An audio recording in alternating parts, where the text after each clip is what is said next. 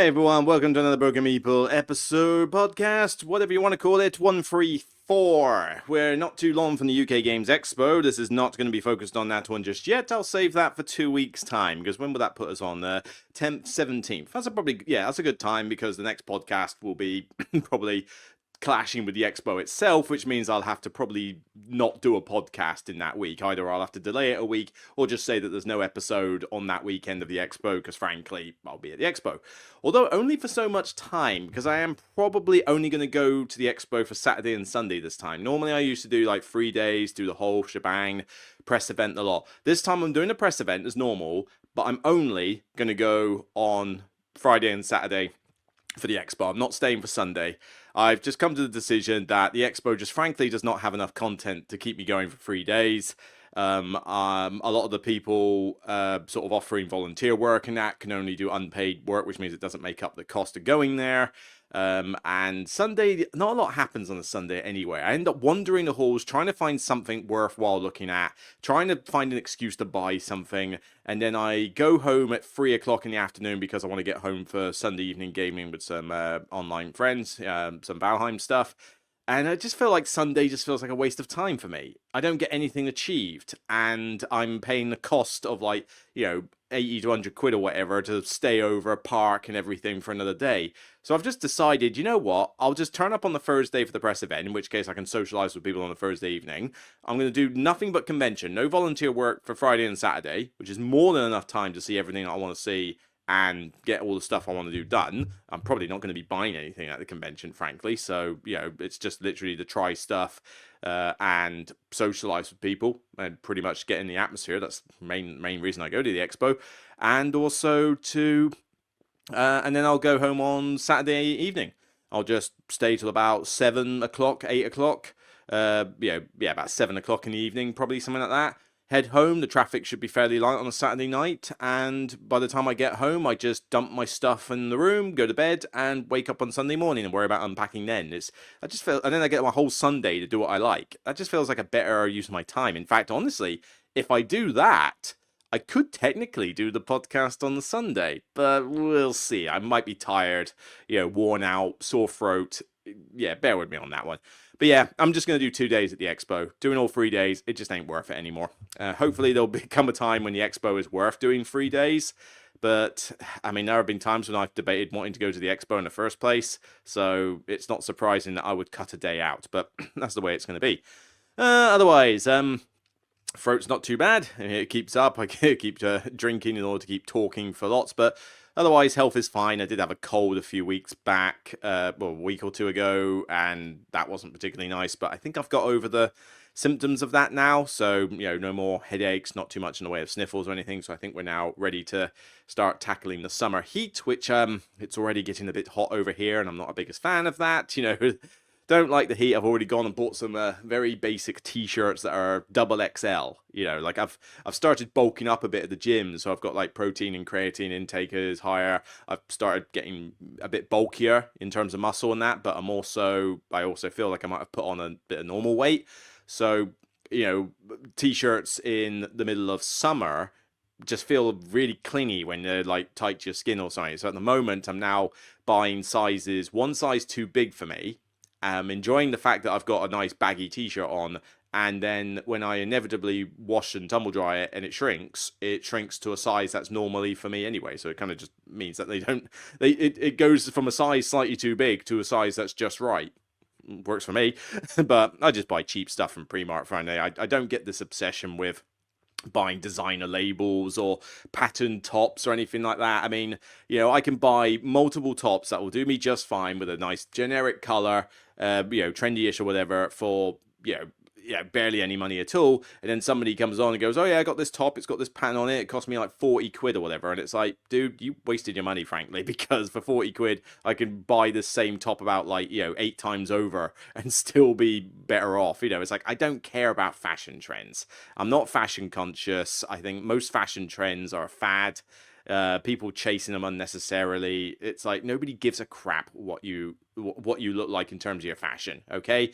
I mean, certainly people notice if you're, tall, short, fat, or thin, but nobody really cares if your clothes are not the latest fashion trend. You know, I bet 95% of people out there don't even know what the latest fashion trend is, so it's stupid, really. The only people I know that are that fussy about the fashion trends are hipsters in London, as far as I'm aware. But yeah, so not too much else on Hellfront. Job's going well. I'm almost up to my 3-month probation time. You know, have the appraisal. Hopefully things all good and just carry on. It's been relentless in terms of workload, but I'm enjoying myself. You know, the work is fulfilling. It's, you know, it feels meaningful. Like, if I wasn't there to do something, I feel like things would fall apart in certain respects. So more stuff is meaningful, yet I'm given enough autonomy to get on with it myself. Like, I can make my own decisions. Yeah, I'll relay some of it to bosses when I need to, but a lot of the times I can make the decision, I can make the call and realize, right, this is important or this is trivial, we don't need to waste time on it. And that feeling was lost in the last job when they got really draconian and started tightening up on that kind of stuff. It's very refreshing to have it back. It's a much more laid back culture. Like, get the job done, do it well, get the fees in, but don't spend forever on stuff that you don't need to. Don't waste time when you don't need to waste time, and don't, you know, get too hung up on little things because everybody makes a mistake every now and again, or some things just aren't that important. So it's nice to have that feeling back again. So yeah, so far so good on that front. I'm trying to position a microphone here. It's getting a little bit frisky in terms of its placement, while also trying to use a mouse and keyboard. But yeah, other than that, all good on the personal front. So going quickly to the channel, not a huge amount. I mean, I did, let's see what we got, 27,480. So come on, let's keep it going. Let's get to 28,000. 3 videos since the last one. So Earth Express, the preview for that video has gone up. That Kickstarter, I believe, is still going on. So by all means, check out my video there. 100% likes, no dislikes, 2,000 views. That's pretty nice to see. So yeah, so interesting little game, so by all means check out my thoughts on that. Pinatas, not very many views. I didn't expect anybody to really care. It's a tiny little trick taker, intro tick taker. Very few views, no dislikes. You know, it would be nice to have a few more views for that. But basically, I've given it a review. It's okay, but it does have some problems with its scoring function. So, but frankly, I don't think enough people care about the game. As for a game that people do care about, 3,500 views for Nippon Zaibutsu. Yes, I basically was so desperate to actually get a game to play that was new, given that nothing gets released at the moment, that I decided to go a little out of my comfort zone and go to a game that, you know, is one that I played about 10 years ago when taught by Paul Grogan. Wasn't a fan of it then, but I couldn't remember why I wasn't a fan of it, because it was 10 years ago. It was way too far in the past. So a new version, new rules, new updated look, maybe. Well, actually, it doesn't look that much different. And, you know, 10 years of gaming experience. I mean, Great Western Trail, I warmed up to that eventually, didn't I? So, you know, things can happen. So I just thought I'd go in with a clear head, open mind, and see what was what. Suffice to say, it didn't win me over, but I didn't think it was a terrible or bad game. I just thought it didn't really meet the mark. Of course, 87.2%, so 31 dislikes. Yeah, believe me, I had to put up with some troll feedback on that one. I mean, most people are... I mean, I say some troll feedback. We're talking maybe... If I was to take 100 comments, then 95 would be nice comments, they would be agree comments, they would be disagree comments, but reasoned counter-arguments, respectful comments, that kind of thing. And then 5 would be trolls, who are just there to basically insult you and just claim that you don't have a place on YouTube because you don't like their favorite game. I mean, these are basically the board game snobs of the world who have no place in my comment section. So those have been dealt with, but... you know, for the vast majority of people, everybody was pretty, you know, au fait about it. I don't really care about you know, I make fun of the dislikes more than anything else now, because honestly, it's still engagement for the channel, because you still get engagement regardless of whether you like or dislike a video, so it really doesn't make any difference at the end of the day. But I knew that there was going to be some mega fans of this game that are going to see somebody be critical of it and go, oh, how dare you, it's my favorite game, nobody, the game of the year 2026, even though it's practically the same game as it was in 2015. I mean, it's stuff like that, but whatever. Check out that video if you want to see me, you know, give an overall fair, balanced review, honestly. I mean, as much as I gave it, you know, not the highest rating, bear in mind my scale goes from 1 to 10, not 7 to 10, like most reviewers. It, you know, it still is at a rating that says the game is not bad. It's just not good either. So it's somewhere in the middle section. And I have some good things I like about it, but then I have some bad things that I don't like about it. So, like anybody should have about most games, you know, a pro and a con critical viewpoint. But, well, that's suffice to say, it was funny seeing some of the moronic comments that come through from the trolls. I mean, I love the one that's, one of the ones that I see online as well, where it's like, you're just hating a game because it's popular. And it's like, hating a game because it's popular. Okay, so that basically is saying that just because a game is popular, I don't like it. Now, first off, popular. This is popular with a vocal minority of hardcore Euro gamers, okay? The vast majority of people are not hardcore Euro gamers, alright? So, popular is a bit of a stretched term when it comes to that sort of thing with heavy games. But even then, let's just assume, okay, fine, it's popular because you hear about it a lot. Let's have a look at my top 10. So, okay, I only like games that aren't popular. Well, let's see, Ark Nova, yeah, that's not very popular at all, is it? I mean, it's only one of the number one, like, one of the top 10, maybe even the number one played game on Board Game Arena. It's number 2 in the top 100 of all time. It's played pretty much everywhere I look. Okay, yeah, but not popular at all. Earth, I mean, it took the industry by storm when it came out. It's still popular to this day. It has a spin-off, Earth Express, being made of it. It's highly regarded by a lot of Tableau Builder fans. So, yeah, I mean, not popular at all. Hegemony, I mean, it's a niche game for sure, but you see it played at every single convention by multiple people. It is very popular with the hardcore gamers. Oh, yeah, but it's not popular at all. I mean, I just like it because it's unpopular, do I? Whatever. What else? Sentinels in the Multiverse. Yeah, fair enough. That's not as popular as it once was, so that's more of a niche one. Trying to think, yeah, Spirit Island. Oh yeah, one of the most popular, maybe like top 5 solo games of all time as rated by solo gamers.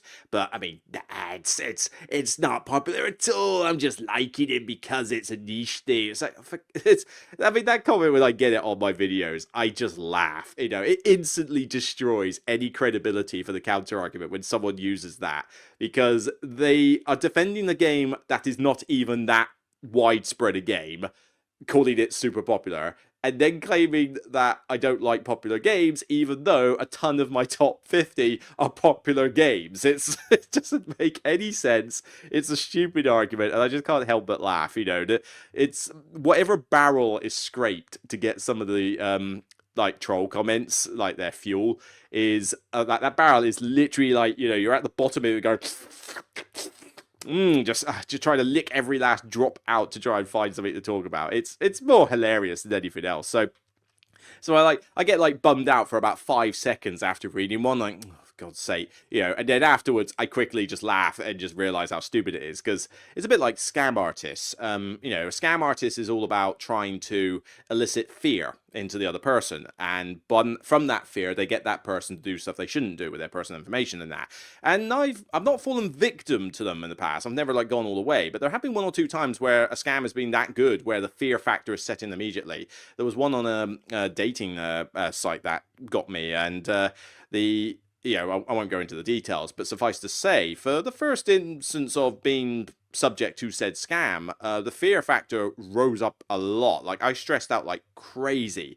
It was only until I was able to sort of calm down, sit back, have a little chat with people, you know, and, you know, legal people that I knew, and even just sit down and think about it myself, that I quickly realized, oh yeah, this is stupid. Why the hell am I getting so worked up over this? And the thing is that that's how they get you. You know, it's a fear factor. And it's the same with, you know, reading troll comments. You initially get that, like, that first stage of, but then you quickly think about it and go, oh yeah, what am I getting worked up about? So it's interesting, you know, similar dynamic. But yeah, suffice to say, Dpod is going to have some fans. It's not gonna have some non-fans, but frankly, 212 people still liked the video, and there was a lot of nice comments from people, both who either agree with me on my verdict or disagree, but had their reasoned argument for why they disagreed with certain bits. Like, you know, I know you don't like these aspects. I really like them because X, Y, and Z. Perfect. That's the type of comment I like to see, because then people can watch the video, see my version of events, and then they can read the comments, get other people's versions of events, and then make their decisions based on a wide variety of, viewpoints. That's the whole point of a critical review video. Why is this a concept that's so hard to understand in 2026? Do I need to put sunshine and rainbows in every video just to bring it up to the same level as the industry tends to be at the moment? I mean, I don't know, but that's the way. But yeah, those 3 videos since. Anything else in the pipeline? Not a huge amount, really. I mean, I've got the editing room is the top 10 calming games. So top 10 calming games is in the editing room. That was the next voted on from the Patreons. After that, top 10s, I have to see what's next. The next 2 that were in the list, the next 3, they were kind of on similar ballparks. One was deck builder and bag builders. We're talking about one in a minute, actually. And the other 2 were my underrated and overrated games. I got to admit, it does sound tempting to do an overrated games list because it's been a while since I did the last one. But I'd have to keep it to games in recent years. So, it might be... I mean, did my last overrated games list put Blood on the Clock Tower on there? I'm not sure. But if it did, I'd have to find games beyond Blood on the Clock Tower if that was the case. Yes, horrendously overrated. Blow me. So we'll see what's on those lists. But nothing is in for review at the moment. Oh, no, sorry. Foxglove House, or whatever it is, from Alley Cat Games. I'll do a speedy review of that shortly, so that won't take too long to put out. That'll be sort of like Pinata's size review. Anything else, though, to review? Not at this present time. I mean, we're expecting Lands of Evershade. Lands of Evershade got delayed, various reasons in transit, so it's not gonna... That one will probably struggle to have a full review of it, but I'll probably, play some of it and give my thoughts, on Instagram or on another podcast episode, that kind of thing. But I think it will be a bit too hard to play through it and give a full review at this stage. And other things, I mean, I was meant to be getting a copy of Stone Saga. That never happened. I was promised it, we discussed it for a while, and then all of a sudden, contact just completely disappeared, and I never saw a copy of it. But frankly, from what I am hearing about its issues with the rulebook and errata aplenty and stuff like that, and what I've seen from certain playthroughs, I think I've maybe dodged a bullet on that one, so I don't think that's going to be a massive hit. Anything else, though, in the pipeline? I can't think of much else. I mean, the Earth expansion, I thought would have arrived by now, but maybe it's any day now for normal Earth. So what was it, the Animal Kingdom one? You bet yourself I'm going to do a full review on that. I've already backed it as a normal backer. But yeah, I'll give my honest opinions on that expansion when I get a chance. Nothing else I can think of, really. Sadly, there's just not a huge amount released at this time. Maybe the Expo can give me some more fuel, but I will fill up the time with other content, some more top 10 lists or anything else I can think of. Maybe it's time I did another best and worst episode. But the problem with those best and worst episodes is that, they require you to have a decent amount of examples from each of a designer or a publisher, and it's tricky to get those. But, there's going to be some around that I can probably do, so maybe I'll revisit that. But yeah, otherwise we'll just have to wait and see. Like I say, it's a quiet period of the year. The first half of the year is always quiet, and then things start picking up. But it's really Q4 when everything just kicks off like crazy. Other than that, yeah, so like I say, keeping the channel going. Thank you to the Patreons that are helping. It's still good to keep the channel going, although, let's be perfectly honest, the channel's not going to be a permanent thing. I can't keep this going until I'm age 65 and about to retire from a main job. There will come a time when, things will have to stop, but hopefully no time soon. But, we'll just... I got to think about my life. I got to think out health-wise. I mean, if I met someone and settled down and I needed more time, this would have to be the first thing to maybe be a sacrifice for it. So I have to be realistic about the future, especially as I'm at a stage where it won't be long before I fully paid off my mortgage. In terms of personal things, hey, there's an advantage of living alone in a reasonably high-paid job and not having a wife and kids to fund. So it's there are advantages to that. Plus, apart from board games, I'm a fairly minimalistic bloke with my stuff. But, obviously, when it gets to a point where I can start doing more things in my life, I can afford to go on a few more vacations. I could afford to, maybe actually visit an American convention, that type of thing. Or I mean, subject to holiday from work, that's always a thing. But, you know, when I can start doing more stuff with my life, I obviously have to take stock of what I'm actually doing with my life. So, especially as I reach the halfway point in midlife of it. So, like I say, I'm not trying to spell, like, doom and gloom here, but, you know, let's just be rest assured that not everything is forever. Right? So, you know, things will come to an end eventually, but hopefully not right now. But, right, on to something a bit more truly. Let's go on to a game. So, moving on to the one I played on Friday. Most of you have not heard of this one, and I'm not even sure I can pronounce it. It's called Helionox, or Helionox.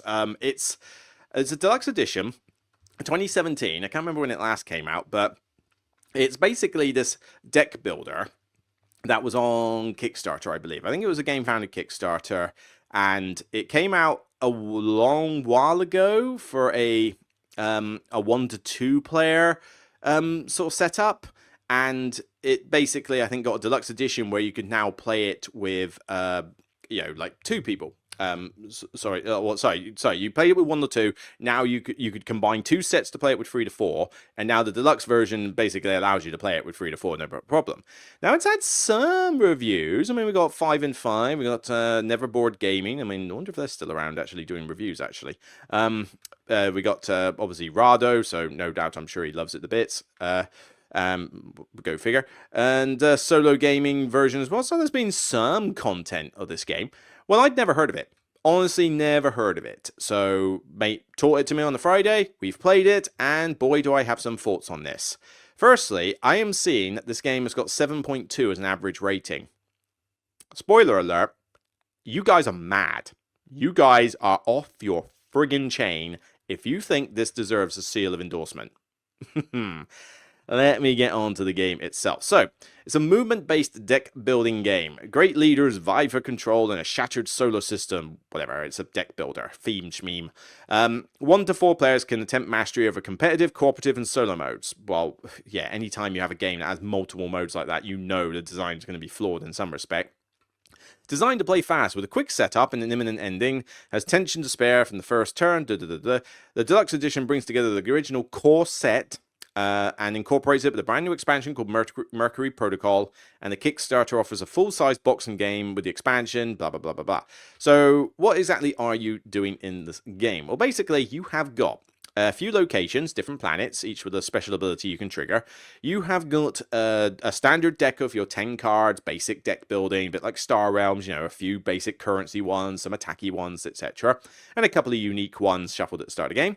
You have got illegal tech cards, which are special cards you can acquire during the game, but in doing so, they will give you negative VP, both when you get them and every time you use them, but they have powerful effects, sort of. We'll get on to that later. You have request cards, which are basically cargo delivery. So you go to a planet, pick up a cube, go to another planet, deliver the cube. You can get an illegal tech and get some extra points. But the main crux of the game is that you can buy from 4 different factions. So this is your classic, get the currency, buy the cards. Goes on top of your deck. So you always get it in the next turn. And you're trying to complete events. So these negative events are going... And the artwork's not bad, actually. I'll give the credit. The artwork's fine. I have seen better... I've also seen a lot worse.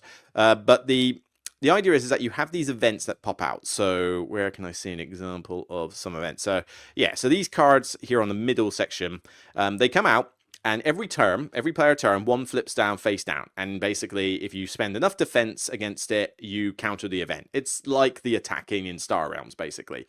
And if you do not deal with it by the end of your turn, it flips over for the next player, and some negative effect will happen, usually, that affects everybody in the game. Or it will just have some hindrance for that location, but it also shuts the location down, so you can't use its special ability or deliver or get cargo from it. So the idea is that players are supposed to be building up their deck with cards that have cool effects, taking out these events, because they give you victory points for doing so, not to mention make the board a bit easier to traverse. They're moving around to different planets, picking up and delivering cargo if need be, and you only get about 9 turns. I forget exactly how many turns it is, but when you've built the event deck and you've gone through it, it equated to somewhere around the 9 turn mark, right? Which is not a lot.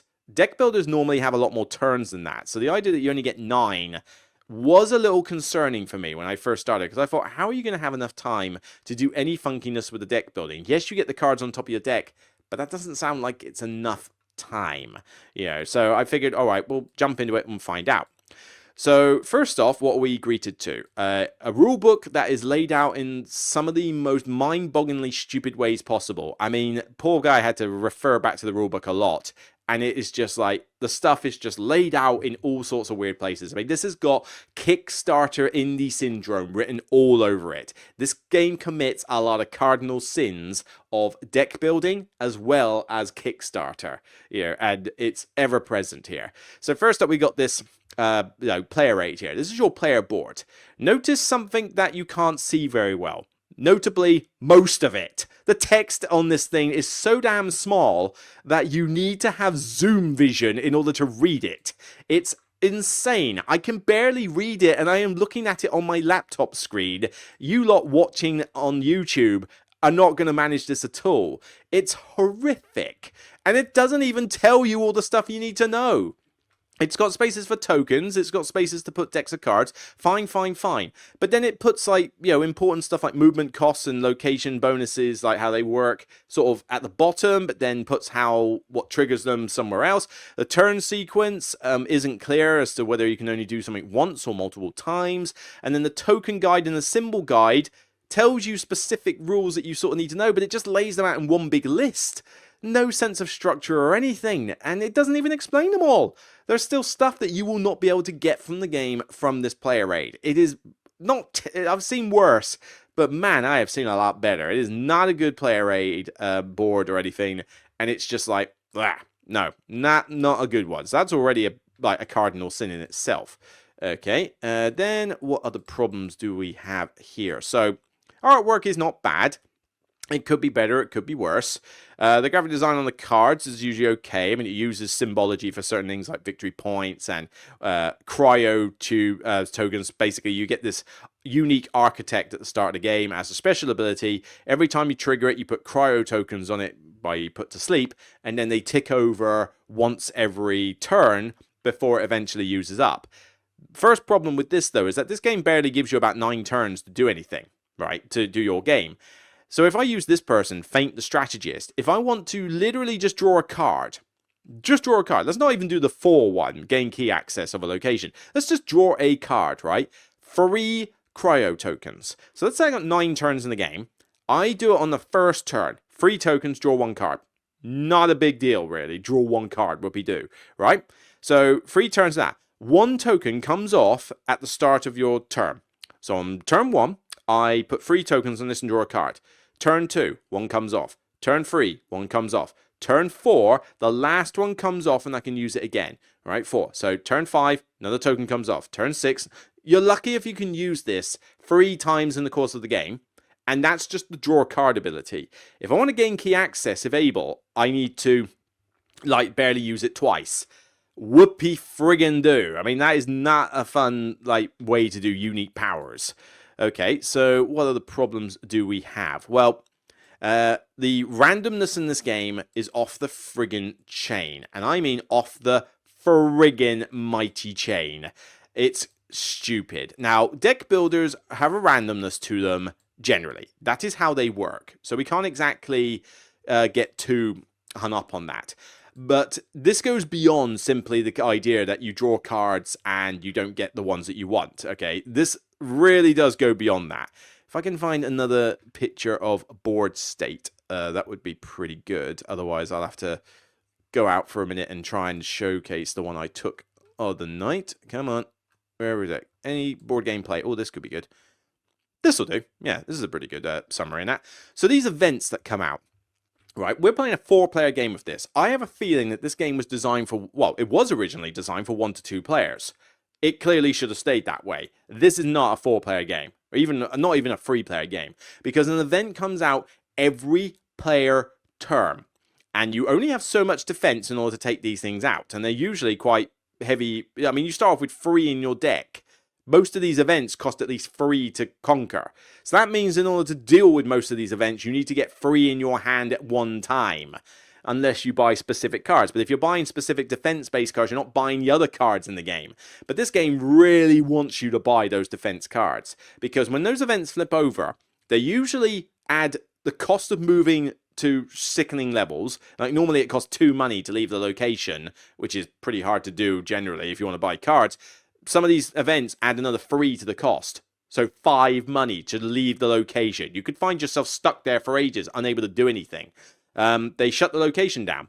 So, some of them add to the cost of the market card. So it makes it really hard to buy anything from the market. Some of them instantly lose you a cargo if you don't have an embassy there. And an embassy is a token you can pay money to put down, and it makes movement slightly cheaper and that. But what it does, it protects you from raids. So a raid could be a random event that pops out that says if you don't have an embassy at this location, lose the cargo you're carrying. Our friend lost her cargo token 2 or 3 times in the game because a raid came out when she didn't have an embassy at that specific location. Ow. In a 9-turn game, her turn was shafted 2 or 3 times as a result of that. That is not fun. Other ones, said like +1 to the market, shuts down all locations, the catastrophic ones. If you don't have an embassy there, take minus victory points in a game where there's not a huge amount of points in the game. I mean, these events are random as to which location they come out of. They are random in terms of what their effects are.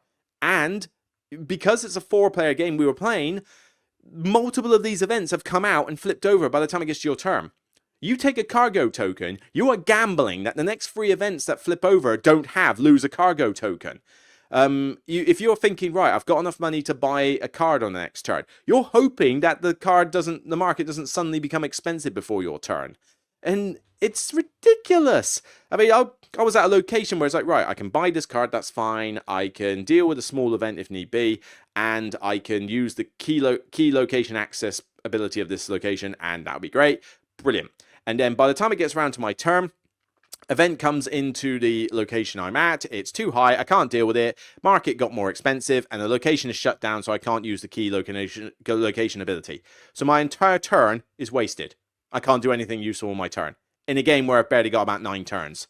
These events are so random and punishing that they are not fun. They kill any sense of enjoyment in the game. I'm all down for these events having some kind of hindrance, but on a game where it's a deck builder, where you have already luck of the draw because of deck building, that your hand will just not necessarily give you the cards that you want for a given moment, for the events to come out in such quantity like this, that's not fun.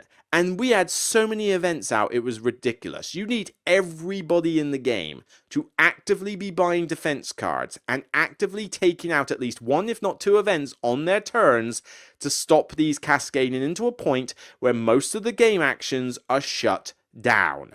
Like, I'm trying to get all 5 embassies out for a public objective. Oh, what a shame. Series has got tons of events on it, and there's a catastrophic one over at Earth that says all locations are shut down. I can no longer build an embassy. Great. So I can't even go for that objective now. And there's no way for me to combat it. The game just punishes you left, right, and center, and you have no means of mitigation. You have no way to get around it if it happens, because it's a deck builder. So deck builders already have luck of the draw with the drawing of your cards. You shouldn't add a ton more randomness on top of that, especially when it's punishing randomness. The person who won the game didn't win it because they were a skillful player. They got lucky with a couple of cards, and then they just didn't get hosed by the game as much as everyone else. And certainly, if you've got cards that trash cards out of your deck, in this game, they are of paramount importance. I mean, he was able to get a card that did it by itself, and then he found another card that did it by itself, which we weren't able to buy because the market was too expensive. And then his character ability had the ability to do that, and one card he found basically took cryo tokens off that faster rather than sooner. So he could trash most of his deck in quick time, and he just became unbeatable. I mean, this is not a well-designed game, both in rule set, both in graphic design, both in player aids, and also in like the design of the events and the core of the game. So, why the hell has this got an average rating of 7? Quick drink of icy drink. But man, I mean, this has got so many problems with it. It's insane. I mean, is there any good parts to it? I mean, some of these cards can be funky. I like the idea of the illegal tech, but the illegal tech, it nerfs you by 3 victory points for taking an illegal tech. And every time you use the card, you suffer another negative victory point. I mean, it's bad enough you make them negative victory points for taking something that is a reward for doing something else. I mean, you deliver a cargo, it gets you 2 victory points. You then take a card that gives you negative 3 victory points. What? Why is that rewarding? And then to hurt you every time you use the card. What? No, if it's a reward for doing something, leave it as a friggin' reward. Hey, anything else that's good in this? I mean, it's nice that the cards go on top of your deck. It's nothing revolutionary, but at least you do get to see the cards you buy pretty quickly. But here's an example of the cards, actually. Yeah, so the illegal tech here. So gain an infamy, so every time you gain a negative victory point, gain 2 money, 1 defense, and remove a card token. That's it. That's all it does. It's not a bad card, but it sure as hell ain't a fantastic one unless you got something to combo with it. And this basically is losing you 3 victory points just for taking it, and 1 on top of that. In a game where you're not likely to even break 50 victory points. That's just not... Why is that regarded as a fun way of doing things? Why do you have negative victory points in this game? Some of these cards of the illegal tech were powerful, but some of them weren't even worth the cardboard they were printed on. I mean, there's one illegal tech right there in this picture. Draw 2 cards. That's all it is. Minus 3 victory points, minus 1 victory point every time you use it to draw 2 cards. The key location bonus of Europa, where you find the tech, is draw a card, is draw a card. Draw a card or draw 2 cards. So your location bonus already gives you 2 cards. It doesn't zap me of victory points every time I use it, though. The balance in the game cards isn't good. Some cards are just crap, and some of them are insanely good. Your personal assistant things, you don't get to use them often enough in the game. You don't have enough turns to recover from bad turns because you barely get about 9 of them. The events cascade out of control, making the game practically unplayable in 4 players. In 1 to 2 players, this game might sing. It might be a lot better. But I have a feeling that people just said, oh, I want to play it with 3 or 4. Is there no way? And originally, all they did was just paste 2 sets together to make it 3 or 4 players. And then they released a deluxe set. I mean, if the designer's way of fixing your game to make it for 3 to 4 players is to mash 2 sets together, then maybe take a sudden, clue that the game wasn't designed for 3 to 4. This one clearly was not. The game, I was just glad when it ended. It's not the longest game in the world, but it's certainly not the shortest game in the world. I mean, 30 to 90 minutes. Yeah, you're talking 90 minutes to play this game in a 4-player experience. 30 must be a solo. Look at this. 1 to 4, best 1. This could be a fun solo game. Maybe, with the events and stuff like that. But even then, it's a deck builder. I don't think most deck builders are great solo, to be perfectly honest. 2-player, maybe better on that. I mean, what have we got? Most people say it's the best at solo. A lot of people say it's great at 2. Some weird people say it's great at 3. And 8 people total say it's recommended or best at 4. These people are off their friggin' rockers. I mean, how you can think this game is best at 4 is, I'm sorry, it's moronic. If you're one of these 2 people, you're a moron. I'm sorry, but this game is not best at 4. With all the flaws that I have just mentioned, how can you possibly think this is best at 4? It's just screaming in the face that this is not a 4-player game. But, as I say, it's a Kickstarter. It's not based on any particular IP. It's a generic theme. It's a generic, setting in that. The theme means nothing. But, the artwork is fine. I mean, it's not perfect. Some of this artwork is not great, but some of it's actually not bad. You don't really get any sense of theme out of it. The game just punishes you left, right, and center with no way of controlling it or mitigating it. And it suffers from lots of cardinal sins of dodgy graphic design, dodgy rule set, dodgy player aids, where this game is just more of a chore than anything else. And it takes a fair bit to set up because you've got to get the individual decks for these different factions. You've got to build the event deck. You've got to, everyone's got to get their individual deck, choose an architect. It's just not a well-designed game, in my opinion. I would consider this probably to be a bad game, honestly. Not even below average. Maybe it could go up with 1 or 2 players. I would happily try this again at 1 or 2, but 3 to 4, no. I'm avoiding this at multiplayer. This clearly was not designed to be a multiplayer game, and so if people are giving this, like, high ratings, then I'm gonna have questions, because there's just no way it should. I mean, what have we got here? So, solo review, co-op and solo play. I mean, we played competitively as well. Deck building at its best. Okay, what? So, an outstanding deck builder based gameplay experience, one that rates this game in the top tier of the genre. No. What? I'm sorry, what? Ow. My head, it hurts. It hurts contemplating this. I mean, different strokes for different folks. I get that. But I'm still going to give my opinion. You're crazy. You are crazy if you think that this is a top tier deck builder in the genre. This is a terrible design.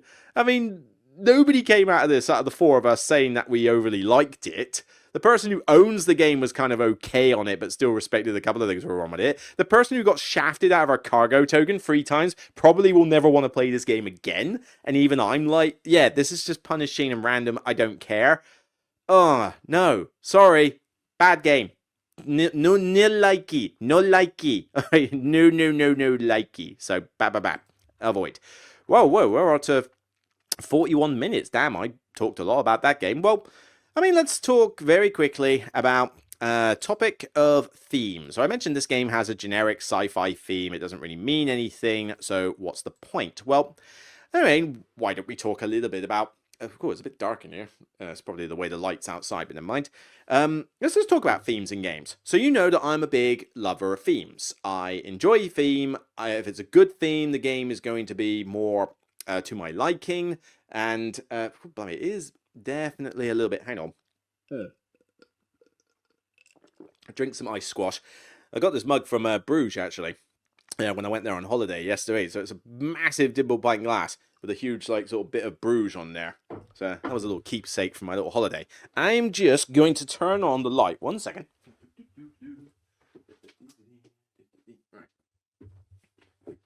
That's better. I've turned on one of the ring lights, so that should make it a little bit better to see me. But I can't be bothered to trim this out of the podcast, so behind the scenes. But yeah, so theme. I like theme in games. Themes draw me back to a game. The mechanics can be good and all, but if I want to really get into a game, I gotta like its theme. So what themes do I like, and what themes don't I like? What theme's going to get me excited? So this one I said was a generic sci-fi theme. Doesn't mean I don't like sci-fi themes. I quite like sci-fi as a theme in games. But of course, generic ones where the theme doesn't mean anything, has no play on me. So sci-fi is definitely a bit of a mixed bag. If you play something like Empires of the Void, that you can see there, that one feels like a very thematic sci-fi game. You're visiting planets, you're conquering aliens, you're making friends with them, you can recruit them, you're exploring space. It feels more thematic. So I like that as a sci-fi theme. It's just when you paste it onto a game that doesn't feel like it's sci-fi. Voidfall is a good example. Voidfall is a decent enough solo game. I don't like it multiplayer, but it's a massive Euro game with a ton of rules, ton of complexity in that, with space pasted on it. Let's be perfectly honest, Voidfall could be about most themes in general and still work. It is a very mechanical game. I don't feel like I'm in space. I don't feel like I'm killing aliens or doing stuff like that, because you could replace a lot of the game with something else and it would still work. It is primarily about the mechanics as opposed to its theme. Most people don't care about the theme, so they're cool with that. But, it's the difference between playing a thematic space game and a non-thematic space game. But then, most of my sci-fi themes will typically be IP-based. So we've got, Star Wars Rebellion, Star Wars Outer Rim, that's... Maybe I think my sci-fi for a theme is more IP sci-fi one. So I like Star Wars. So that's a good example. I like Star Trek. So, as much as I didn't quite gel with the mechanics of Captain's Chair, overall compared to, Imperium and Captain's Chair are on similar wavelengths, but I think Imperium's a better game. But even that one, it has a problem with, too overly complex for its own good. But, I like Star Trek. So Star Trek in a game would draw me to that game a bit more. And I wanted to really like Captain's Chair. It's just a shame it didn't quite work out. But other sci-fi, Cthulhu. So Cthulhu is a theme that has been done to death. I do hate it when it's pasted onto a game, but if you make a good horror Cthulhu thing, like Mansions of Madness 2nd Edition over there, the original like Arkham Horror games, even Arkham Horror the LCG is not a bad example, then the Cthulhu mythos works, and it's a theme I do enjoy. Some of the stuff I played, like Miskatonic Tales from last year, you know, the campaign narrative ones, it suits a narrative style play, and I enjoy a Cthulhu theme. Just don't paste it onto a game that feels like a Pandemic spin-off. Or, you know, they literally did a Pandemic spin-off of Cthulhu in that. You know, don't just paste it onto a mechanical game. It's got to work. But other themes I do like. Nature. I mean, actually, let's start showing off some games here. Otherwise, this is going to be boring. You just staring at my face all day. So, you know, let's think about some games. So I mentioned Earth. So Earth's a good example. I like that. That is, for the most part, a tableau building game. And it's not that... Not every game needs to feel stupidly drip, drip, drip, kissy, kissy, thematic. You know, it needs to, you know, it could still be a theme that's a little pasted on, and I would still appreciate that the theme is something I can get into.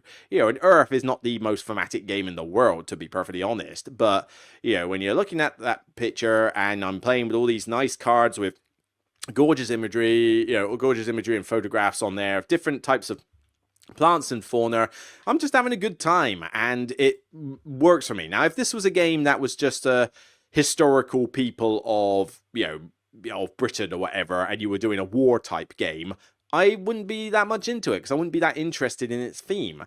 If it was based on a book series, like some games get based on books, and I've never heard of them. You know, people are talking about some game called Unstoppable at the moment. I've barely even heard of it. But then one comes out that people say called Dungeon Creator Carl or something, or Dungeon Crawl Carl or something. I don't know. And I just... like, what the hell are you talking about? I don't know the first thing about this Dungeon Crawler Carl thing, but yet there's some people that are like going, oh yeah, I love this, is amazing, and I'm glad they've done this. And it's like, the hell are you talking about? And apparently it's a book series, as far as I'm aware. I don't know, but as I say, I have no knowledge of it, therefore doesn't interest me when I see it as a theme.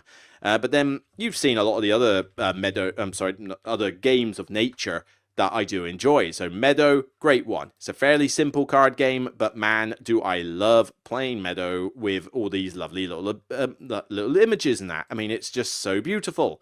And I want to, every time I play it, you know, you could play this with a different theme. It totally could be a different theme. But let's face it, are you going to play this game with like a 19th century industry theme on it? Or are you going to play it with plants and pretty pictures of scenery and creatures and stuff? Of course you're going to play it with the latter, aren't you? Wingspan's another example of a theme. So we've had Wingspan, Wormspan, and Finspan, right? So I still stand by that Wingspan is the best of the three. And I think birds are great. I think birds are great animals. So naturally, a game where I get to play cards with loads of birds on them is going to appeal to me a lot more than, say, Wormspan, where you played with dragons. And there was a massive thing about that one when it came out, where people are going, oh, finally, I don't like birds. Now I get to play with dragons. And, you know, and I'm the opposite camp. You know, I'm like, oh, whoopee, generic dragon theme. And this one is a generic dragon theme, because the fact is that the dragons in this game are all made up. You know, dragons aren't real, obviously. So, yes, they may look pretty, although, frankly, I think the art in Wingspan's better. It's like, I don't care what these dragons are. You put a reference book in there saying, oh, this dragon spits out acid or whatever, and it's like, it doesn't matter. It doesn't exist.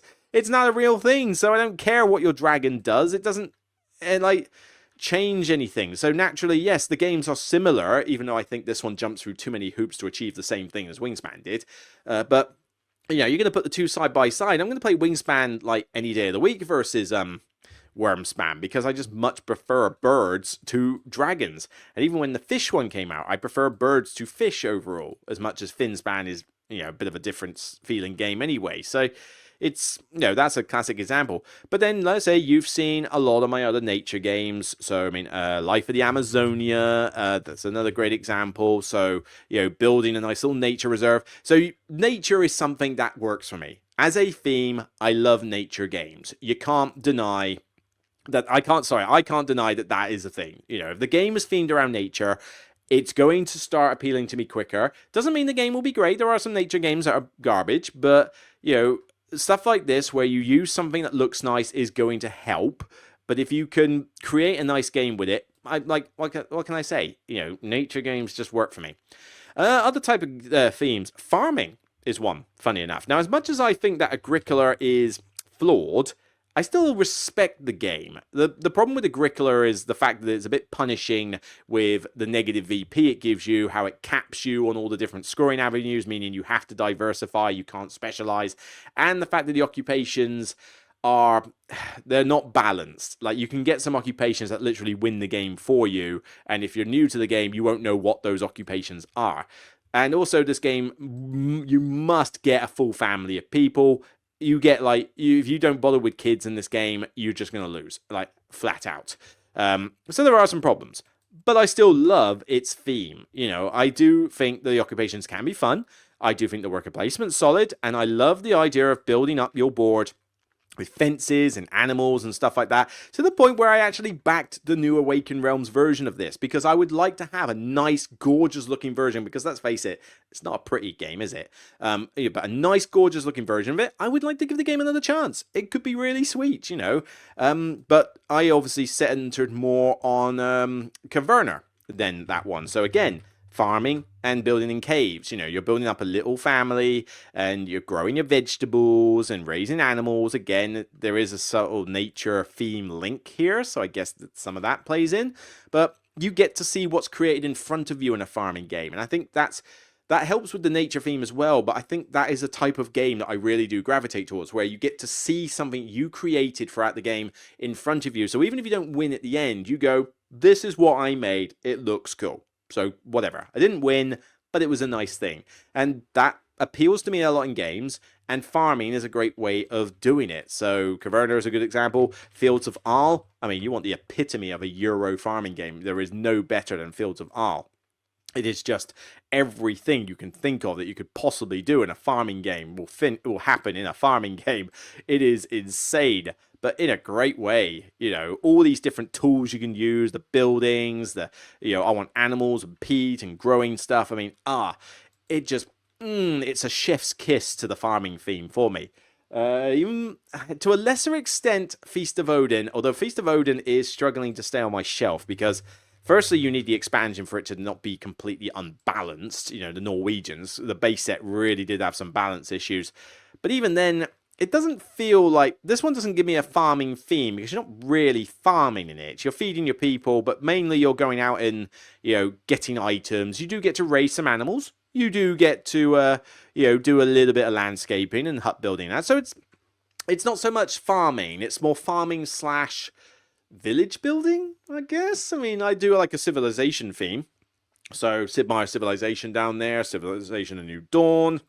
So these sort of settings of building up a little tribe of people is fun to me.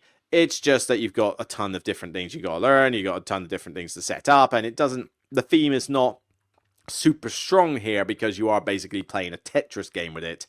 So that game has not come off the shelf in years and is really starting to get to the point where I'm wondering why it's still on my shelf. It probably does need to be sold at some point.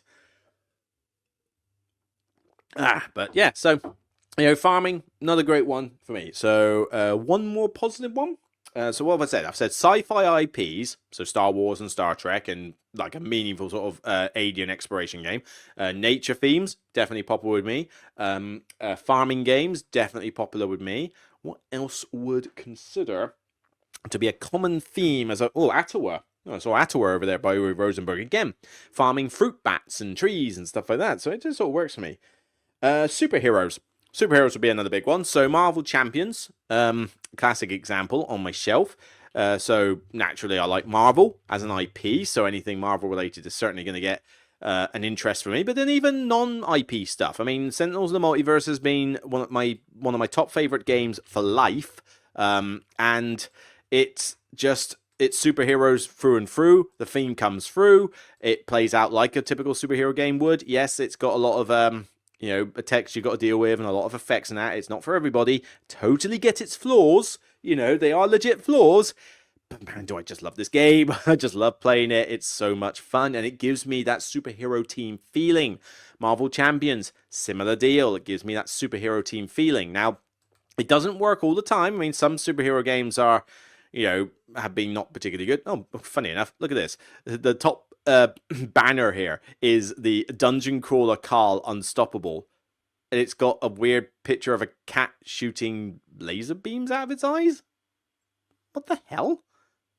The hell is this setting? I have no idea, but I say it's clearly a series I have no knowledge of, so I'm not interested. But yeah, Sentinels and Multiverse, but then not every game works. I mean, this one was okay, but was it Invincible, the hero building game? I mean, I love the Invincible series. I mean, Season 4. Oh, yeah, mad frag. All that lot. Oh, bad did I like Season 4. With the exception of that Hell episode. That was garbage. But this game intrigued me because it was based off an IP I liked, and it was superhero themed. The game is fine. I mean, I liked it. It's dropped a little since I've reviewed it, but yeah, it's not, it's coasting a lot on the IP rather than, the design itself, and so it doesn't always win me over as a game I want to keep, but because it's superheroes, especially a superhero series that I'm aware of, it naturally drew me in to play it. You could have made this about some generic sci-fi theme, and I would just gloss over it and not care. So it does have an impact. Theme is important. Yes, I mean, sci-fi, you could link it to stuff like Netrunner. So cyberpunk can be a fun theme for me. What other themes have we got? Let's see. I mean, druids, space again. Fantasy themes don't generally do it for me. Like, I don't mind fantasy themes, but they're not the be-all or end-all, because there are so many games with generic fantasy themes, it's unreal. And so, to make a fun fantasy theme would probably be taking an IP like Lord of the Rings, Cthulhu, if you want to call it sci-fi fantasy. But, Warhammer. Warhammer 40k is a thing I like, but I also like Warhammer, so Chaos in the Old World's a good fantasy theme there. Although, again, is that fantasy or is it sci-fi? What would you call it? Forbidden Stars, again, IP related. XCOM, spacey, sci-fi, again, IP related. So I do like a lot of these IP games when they respect their source material. Deep Rock Galactic, another example. So, yeah, I mean, those are the themes that I probably gravitate towards the most when I think about games. Nature is great, sci-fi, superheroes, things like that. So what about themes that I don't like? Well, let's get on to like the obvious ones that I don't like. So yeah, sorry if this is your favorite game in the world. I don't think it was that great. Railway Boom. Train games. Yeah, train themes. I don't get everyone's obsession with trains. Trains are a boring mode of transportation. You get on the train after spending a bucket load of cash to get on it. You are stuck in a sweat box. You are probably sardined in with a bunch of other people. You've got the noise of everybody who just won't shut the hell up. You're being shaken around like crazy in your carriage. It takes you way longer than it should to get from A to B. You are restricted as to where you can get on or off said train, because obviously it has to be next to a train track. And you pay £1 million to go even across the friggin' road. It's just, I don't like trains, okay? They're not fun things. So trains don't interest me from a technological standpoint either. Whoopee, a cart on wheels. But, so games where it's about building a train track and building trains and investing in train companies and that, couldn't care less. You tell me the themes about that. I mean, Railway Boom has one or two things I like in it, mostly revolving around the auction mechanic. I think the auction mechanic and how you're auctioning off different things during the game is an interesting way of doing things, so I'm fine with that, but you could have rethemed this to something a bit more interesting with this auction mechanic, and I could have been more on board, but even then, the auction mechanic itself has flaws. The idea that this track goes up to something like 20, and for the 95% of the game, nobody bids more than 6 for anything, because you just will not have enough resources or money to afford anything afterwards. Ruins the auction mechanic for that sense. But everything else in the game, building up a route and, I've got to build up a longest route, and then I've got route connection cards, which are actually rubbish. You ask even the mega fans of this game, and they will tell you these things are broken. So it's not great in that respect. But trains are just not fun. I'm sorry. I mean, your Age of Steams and your various other ones. I mean, even Nippon, had an element of building some trains. It's just, trains aren't interesting. They're just not interesting to me. I don't get why people find them that interesting. You know, they were a mode of transportation for carting coal around, which was pretty much their main deal when they first came into play. You know, the fact that they can carry passengers is a nice thing, and yes, they are useful, but they're just not handled well in Britain in any way, shape, or form, and in games, it's just boring. I mean, I look at this and I just see a bunch of, nicely wooden trains, but yay, I get to go from A to B in it. And I mean, there are some train games I do like. I mean, I do have Whistle Stop in my collection. But that, to me, you could retheme that to be about cars, buses. I mean, I'm much rather about cars, because I like cars. So Kanban works for me in that respect. Automobile, again, sort of worked for me in that respect. But yeah, retheme this to cars. And I'd probably get into it slightly more, but then the punishing nature of this game, the auctions, and how you can basically be taken out of the game on turn one, yeah, okay, that bit is bad enough for me. So, trains just don't work. They are a theme that some people love, you know, the 18xx players, and I have tried an 18x game in full, I even won it, and I still thought it was one of the most boring experiences of my life. Trains just don't do it for me. Alright, okay, another theme I don't like, well, I've carted on about it as much with Nippon and other like games, but yeah, 19th century industrial revolution. I fall asleep every time I mention the words. It's just, this theme has been done to death. It's on loads of these Euro games, and whenever people like, oh, I've made a bunch of mechanics, right? I now need to put a theme around it. Blah, blah, let's just put 19th century industry. There you go. And so it's literally a fallback.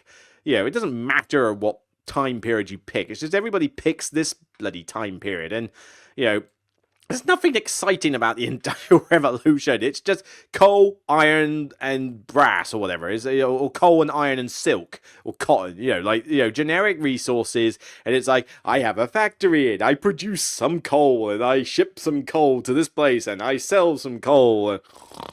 So I'm falling asleep just trying to explain it. It's not a fun theme. I don't get it. And anytime a game comes out with that kind of theme, already I'm like, oh god, it's another one of these. And Nippon was the same thing. I mean, yeah, you made it about Japan, so at least I could sort of go, oh, well, Japan's more interesting than Britain. But, you know, other than the gorgeous picture on its cover, the game is still, yeah. I mean, you go from this gorgeous cover, where you're like, oh yeah, this looks pretty, and yeah, it's about a boring theme, but it's Japan, it's gonna look nice, and then you look at the board and you realize, oh god, this looks horrible. You know, I mean, that is a bland looking map. It doesn't even, I mean, I'm told, I said that you couldn't tell the two regions for these different areas.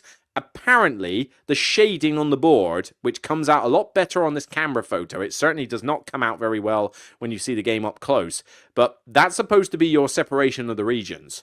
And apparently there's a line, but it's so fine that most people can't even see it. I mean, I couldn't even see it. So, you know, would it have killed them to make it a bit more obvious? But anyway, I'm digress. But yeah, so this one, you buy a factory and you make a good, and it's a good of silk and cotton, and then you go sell it and you make some influence for your money, and the theme is making me fall asleep. It's like, you know, whatever. This game is all about its mechanics. The theme means nothing when you play it. And honestly, I think most people who love this game are playing it just for the mechanics. You know, nobody's playing this game going, oh, what a rich, immersive, thematic experience. But it just seems a lot of Euro gamers just like industry as a theme, you know, 19th century industry, and I don't get it. I think it's boring.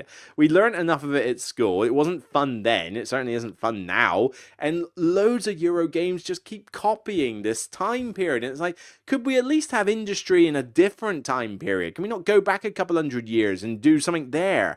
You know, could we not just do industry in ancient times? You know, like a civilization game. Let's do ancient industry, not like, you know, 19th century coal, iron, and boring as hell stuff. It's, I don't know, it really is just, oops, sorry, I've gone back to my YouTube page.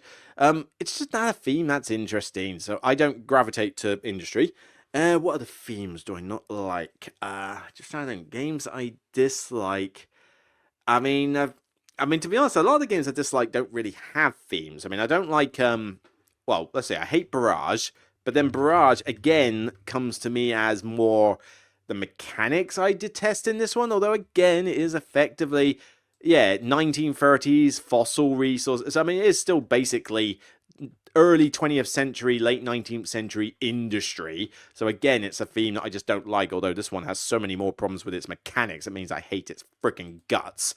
But, some themes I could hate a game, and let's preface this. There are games I hate, even though it has a theme I like, okay? I detest Food Chain Magnate with a freaking passion, okay? And pretty much every other Splotter game in existence, but, and it's a shame, because Food Chain Magnate is actually a theme I like. I like food, I like drink, and the idea of running a burger joint and, like, various chain of restaurants and stuff sounds cool. That sounds like a theme I like, and honestly, the theme is actually the main only good thing I can draw from this game. It's a shame that it fails on every other visual and mechanical aspect whatsoever, but the theme is something I should like in this, and I still hate it. So it's not like it's not a get out of jail free card just because the theme's good for me. But I need a third one before I shut this down. So because I pretty much said sci-fi IPs, I said nature, and I said superheroes as 3 examples of themes I really like. So we said trains, we said 19th century industry I don't like. There's got to be another theme. I mean, I mentioned generic paste-on themes. That doesn't work for me, but I think the best way I can think of is how am I going to go about doing this? I'm trying to think of games I hate and whether they share a common theme, but other than the 2 I've mentioned, because they are so common and so generic, that I can't think of many other things, because I like Civilization games. They're perfectly nice. I mean, I guess history, like generic real-world history, is not something I gun for in games, but I don't really know of any games I detest that use that as a theme, but certainly I wouldn't go mad for. And even then, I've still got Founding Fathers on my shelf, so I do like some of them. War games. Actually, war games could be it. Yeah, I don't particularly like war games. So we've got the war games of typical, Second World War, First World War, and stuff like that. But I also mean a lot of the war games like the war game political style game. So Churchill, this one's a mixture of political conflict and war, and it's I've played it. I didn't particularly enjoy it, but it focuses on real world politics, which I don't really care about. I mean, yes, I love hegemony, but that's more about class politics, not world politics. I'm not interested in world politics at all. But then also this one is like a war thing. So, you've got Axis and allies in various games and stuff like that. And I'm just not into that sort of thing. But Coin also does a lot of these games where they're just about a generic period. So whereas let's go for GMT games. It's not Coin Games, it's GMT. Coin is the weird type. So, top games. I mean, I hate Twilight Struggle. Twilight Struggle, boring, don't like it. I do like Dominant Species Marine, but then again, that's based on animals, again, nature, so that helps. But, yeah, I mean, we got Command and Colors, so just a generic, pit 2 factions of war against each other and fight. It just feels generic to me. I just don't really care.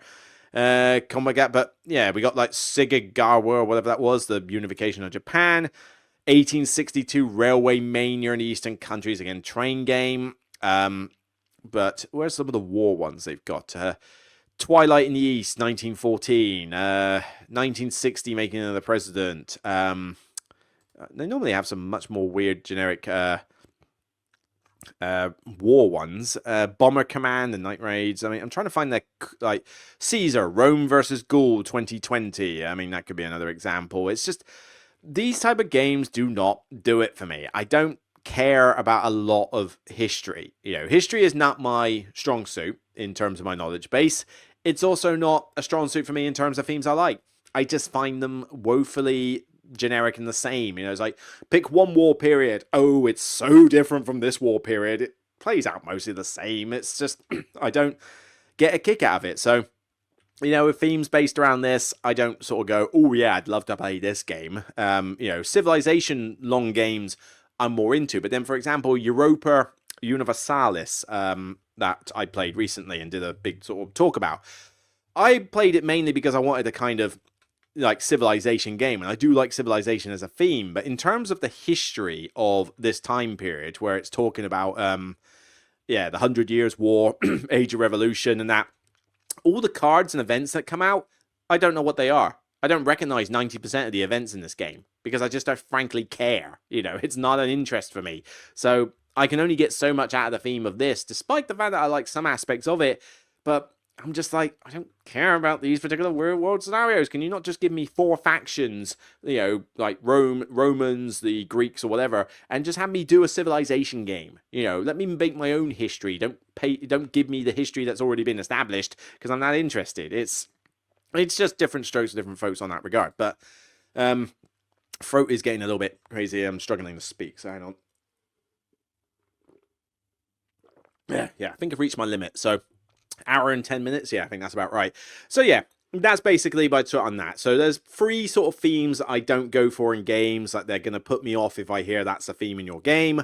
But then you've seen 3 themes that I tend to gravitate towards. So you can see that, okay, I do like these particular themes. Food and drinks, another one. I'll just paste on there because I just noticed Vinyos in the back there. So food and drinks, a theme I like. Cars, you know, to some extent. Love nature themes, love superhero themes, like sci-fi sci-fi and fantasy IPs that I enjoy. Obviously, I'm going to enjoy those. Not generic sci-fi, not generic fantasy. You know, that is a different story. So yeah, and you know, I don't really get a massive kick out of medieval, you know, kings and queens and castles and stuff like that. You know, that doesn't really do it for me. So, you know, there's definitely themes I like, themes I don't, and everybody else is going to have their opinions out there, so by all means, get them in the comments. What themes do you love? Which themes do you hate? And how do they affect your first impressions when you're going into a game knowing the theme is like that? Because it's going to affect you in some respect. It can't not. It's impossible. So it'd be interesting to get your thoughts on that. But I'm going to sign off now. That's it for this episode. So thank you for watching. We'll talk a little bit about the Games Expo in the next one as to what I'm doing, some tips for attendance, and if I find some games that are worth talking about at the expo, I'll talk about them then. But basically, we'll do a preview of the expo next time. Until then, I'm going to sign off. Take care. Watch the last bunch of videos I do. Be civil about it, though. Remember, no trolls. You will be dealt with. And yeah, I'll see you on the next Broken Meeple show. Take care, everyone. Bye for now.